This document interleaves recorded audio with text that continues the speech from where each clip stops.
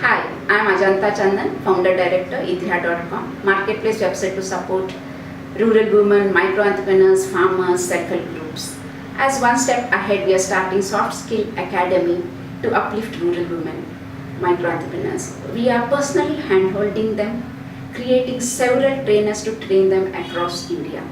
While technical skills get food in the enterprise, soft skills are the door to excel.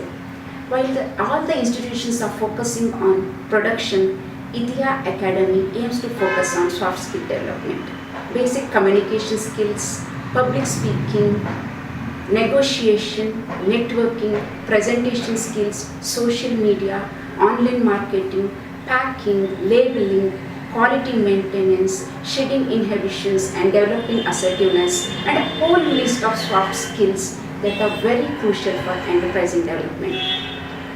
Removing barriers for rural women and giving them access to technology is undoubtedly a must for nation building, innovation, and inclusive development. Every rupee you contribute counts to further development of our nation. Together, let us create entrepreneurs' livelihood. Thank you so much.